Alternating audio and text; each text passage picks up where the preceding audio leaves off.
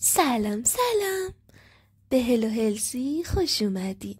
من خانم احمدی، کارشناس اتاق عمل، اینجام که کلی درباره بیماری و سلامتی با هم صحبت کنیم. امروز قراره بریم سراغ داستان آقای کیسه صفرا، همون کیسه کوچولویی که زیر کبد وجود داره، درست قسمت راست و بالای شکممون. حالا وظیفه این آقای محترم چیه؟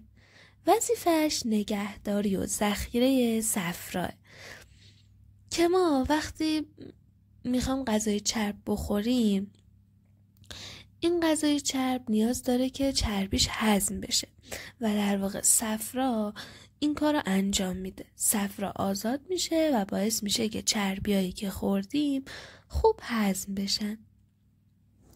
صفرا این مایع زرد رنگ از آب و نمک و کلسترول و رنگدانه بیلیروبین تشکیل شده. حالا اگه تعادل اینا به هم بخوره، مثلا ما غذای خیلی خیلی چرب بخوریم، ممکنه که سنگ صفرا تشکیل بشه. یا مثلا این آقای محترم، آقای کیسه صفرا، کارشو درست انجام نده، مثلا نتونه صفرا رو تخلیه کنه، صفرا هی میمونه داخل کیسه، غلیظ میشه و سنگ تشکیل میشه. اینجاست که داستان ما تازه شروع میشه بچه ها. کیسه صفرامون سنگ داره، حالا چه اتفاقی قراره برامون بیفته؟ خب ما درد داریم، درد سمت راست، دقیقاً همون جایی که این جناب محترم هستش. حتی دردمون بعد خوردن غذای چرب بیشتر میشه. ما سنگ صفرا داریم. این سنگ ناقلا ممکنه بیاد مسیر تخلیه رو مسدود کنه. در نتیجه ما تجزیه چربیمون به درستی انجام نمیشه. مشکل گوارشی پیدا میکنیم. تب و استفراغ سراغمون میاد. دلپیچه و نفخ شکم کم کم ممکنه پیداشون بشه. حتی وقتی ما سنگ صفرا داریم ممکنه باعث زردی بشه، چون مسیر تخلیه کیسه صفرا بسته است دیگه، حالا توسط اون سنگ مثلا. در نتیجه گفتیم صفرا بیلیروبین داره دیگه. بیلیروبین هم یه رنگدانه زرد رنگه که از شکستن گلبوله قرمز پیر ساخته میشه و همیشه از طریق صفرا وارد روده و بعد هم از بدن دفع میشه. ولی اگه مسیر تخلیه صفرا بسته باشه، صفرا نتونه خارج بشه که بیلیروبینش از طریق روده بره و کلن از بدن خارج بشه، بیلیروبین تو بدن زیاد میشه و باعث زردی میشه. خب حالا ما این علائمو داشتیم، مثلا درد داشتیم، دلپیچه داشتیم، مخصوصا وقتی غذای چرب میخوردیم خیلی دردمون بیشتر میشد و اینا. ولی خب اینا اطمینان به ما نمیده که ما سنگ صفرا داریم، درسته؟ برای همین ما باید بریم و اصولی تر بررسی کنیم. خب اول از همه سونوی شکم میگیریم یا سیتی تا قشنگ و واضح تصویر کیسه محترم و سنگی که داره رو برامون مشخص کنه.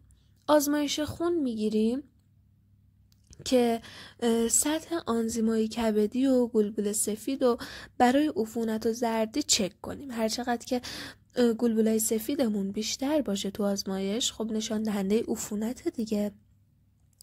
و اینجایه که ما میتونیم بفهمیم که دقیق سنگ صفرا داریم.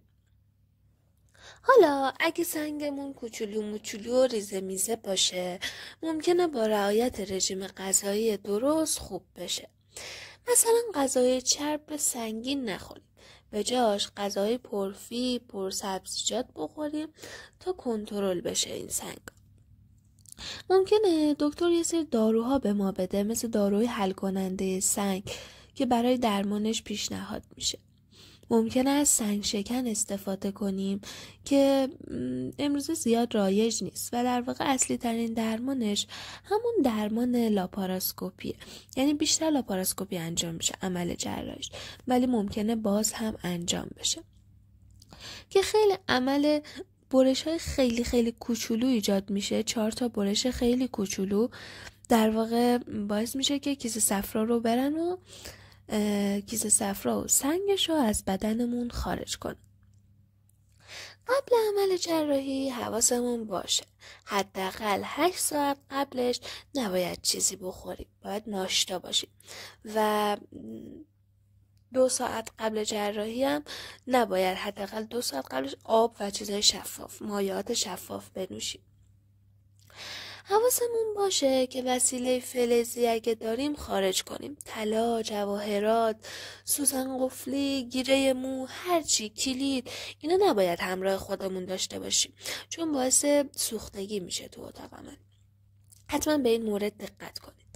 خب در مورد عملش هم که بخوام براتون توضیح بدم، بیشتر لاپاراسکوپی انجام میشه مگه در یه سری موارد از جراحی کامل مثلا شکم باز میشه. لاپاراسکوپی 4 تا برش خیلی کوچیک ایجاد میشه و با استفاده از اون یه دوربین میبرن داخل شکم که اجزا رو ببینه و با چند تا ابزار بلند باعث میشن که کیسه صفرا و سنگاشو از کبد جدا کنیم و بیاریم بیرون و این خداحافظی تلخ کیسه صفرا و کبد 2 تا دوست همیشگیه. خب عزیزان من، بعد عمل معمولا لاپاراسکوپی که عمل بشه همون روز یا روز بعد مرخص میشین و میتونین به زندگی عادیتون برگردین. ولی خب راه رفتن آروم شروع کنین، پیاده روی آروم داشته باشین، چیزای سنگین بلند نکنین، کارهای سنگین انجام ندین، غذاهای سبک بخورین، اوایلش غذاهای پرفیبر بخورین و به زندگی بدون این آقای کیسه صفرا ادامه بدین. اصلا نترسین چون کاملا طبیعی و قابل کنترله، چون این کیسه وظیفش فقط نگهداری از صفرا بوده و نه تولید اون. پس نگران نباشین. بعد این ودای غمگین بازم صفرا تولید میشه ولی مستقیم از کبد به روده میره. ممکنه تو هضم چربیا یکم به مشکل بخورین یا بعد خوردن غذاهای چرب اسهال و مدفوع شل داشته باشین. باید توصیه‌های غذایی رو رعایت کنین. غذاهای چرب نخورین، سرخ کردنی، فست فود نخورید، وعده‌های کوچیک و مکرر داشته باشید، مصرف میوه و سبزیجاتتون رو زیاد کنید، مایعات زیاد بنوشید، پیاده روی منظم داشته باشید و از این قبایل. این بود داستان جدایی غم‌انگیز کیسه صفرا از کبد. امیدوارم خوشتون اومده باشه. تا یه داستان دیگه، خدا نگهدار.